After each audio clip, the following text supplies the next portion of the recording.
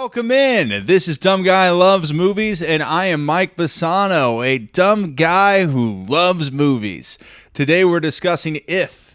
The movie just came out. It's still in theaters, written and directed by John Krasinski, and my God, do I love this movie.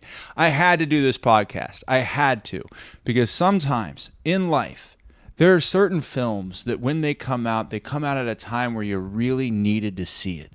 You really needed to feel that thing that John Krasinski presented you because it hit you in a moment where you just went, oh my God, I never thought of it like that. And you put it so beautifully to me that it is playing my emotional heartstrings at a beautiful level.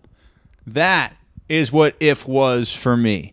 Because at its crux, If is about not losing your inner child. That's what it's all about. The main character has lost her inner child. She doesn't remember her imaginary friend, her wonderful clown. She doesn't remember him. That's the whole thing. Now, there's a lot of other stuff going on, obviously. Steve Carell is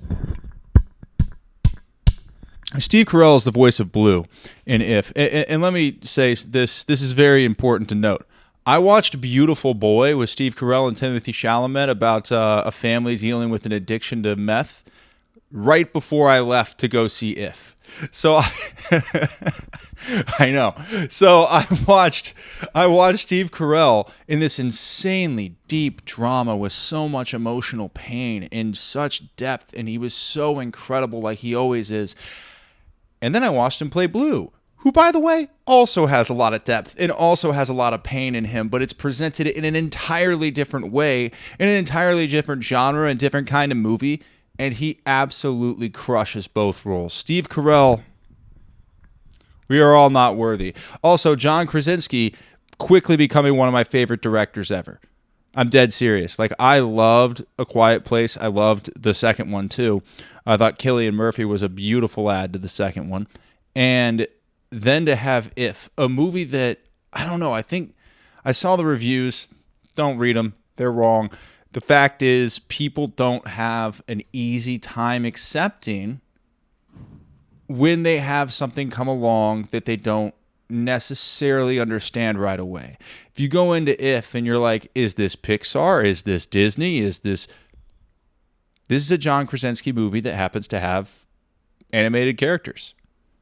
If you go into it understanding that, you see the movie for how beautiful it really is and the emotional notes that it plays that are just out of this world.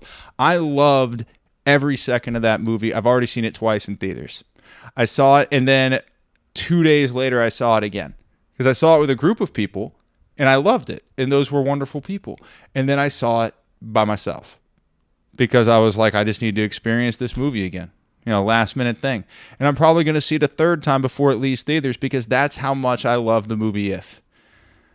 I'll tell you, for John Krasinski to create a film where it delves into such depth, and when I saw it the second time, which was yesterday, last night, there were a lot of kids in the theater.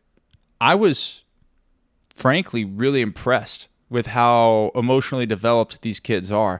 When I was, a kid, when I was 6 years old, if I had seen this movie, granted, it was a different time back then, but if I had seen this movie at the time that I was, 6 years old, what Toy Story was crushing the world, right? There's some emotion there, right? There's not no emotion, but it's nothing like the depth we saw in If, and these kids loved it. They absolutely loved this movie. I was so impressed by that. And, when you have a movie about imaginary friends, about not becoming jaded by life, right? Because that's what a lot of this is. It's about just becoming jaded, which we all go through as we become adults, as we become preteens. Have you ever seen anyone more jaded than a preteen? So as we grow up, we become jaded and we lose this spark, this magical spark that's inside of us. Some people, a lot more than others, right? There are some people, like John Krasinski's character in the movie, he holds on to his spark. He makes an effort to really hold on to his spark. It's not easy. It's not some thing where you're just going to go out and be the most amazingly carefree person in the world who's always got a smile on his face, always trying to find the fun in everything. It would be great if that were the case, right? It would be great if that were like realistic, but you have to put effort in as you get older to maintain your imagination, to maintain your sense of joy in finding love in everything. That is so hard to do. And I felt like, I honestly, while I'm watching the movie, I feel like I'm connecting with my imaginary friends that I had when I was a kid. I had a ton of them. I used to play the Super Bowl with them out back every day. True story. Yeah, I just take the football out back and I'd throw it and I'd catch it myself, but it wasn't me making the catch, you know. I had imaginary friends, imaginary defenders, and, you know, everybody was cool. It wasn't like, it wasn't blood sport. We were just playing and having a fun time playing the Super Bowl every single day. So that was just one of the many things I've done with my imaginary friends, and I cherish them. And, you know, when you get older, I think they might become a little bit of anxiety for me, you know, a little like voice in my head. And instead of looking at it like an imaginary friend, something I'm creating, right? I kind of look at it as something that might be controlling me, which in the movie, I thought the imaginary friend Cloak and Dagger was a little bit that way. And of course, Keith, hilarious, just hilarious bit. Oh my God. The whole movie of If, beyond just its message, which is phenomenal, the shots are phenomenal too. My God. The acting's great. The comedy bits are good. They do a really good job with timing. Every part of that movie to me is an A+. And I don't care if one other person agrees. That movie in every facet is an A+. John Krasinski crushed that thing. And I would tell everybody to go see If. This is going to be a somewhat of a short podcast because I don't know. I usually watch it like right before and take notes. I didn't want to take notes. I just wanted to do a podcast about If, where I sat here and essentially discuss what I thought was so amazing about the film. Steve Carell's incredible. The little girl, I can't remember her name, Caitlin. Can't remember her last name. Her first name's Caitlin. She played Judith Grimes in The Walking Dead. She was phenomenal in that, and I thought she was even better in If. I thought we saw an even stronger performance from her. I was blown away. Gosh, Ryan Reynolds was Ryan Reynolds having a ball, you know, just being the guy. But I thought it was great during the whole movie. I don't want to give anything away.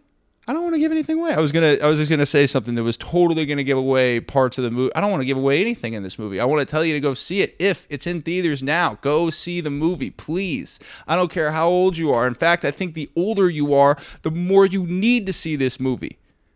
As crazy as that sounds.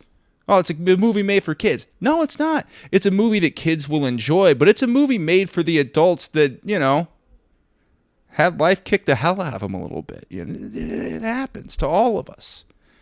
And seeing a movie like that, man, it just really brought out the inner child in me. And thank you, John Krasinski, for doing that. It means the world. I'm sure this has just been however many minutes of me rambling. Well, not even 10 minutes. That's okay. How many minutes of me rambling? I don't care. We're going to have a blast. I enjoy just getting to sit here and talk to you guys. It means the world to me. So I appreciate you for watching. I appreciate you for taking any time to enjoy this, and say hi to your imaginary friends. You think they're gone. They're not. They're still there. I promise you. I'm Mike Bassano, and this has been Dumb Guy Loves Movies, because I'm a dumb guy who loves movies. Have a beautiful day.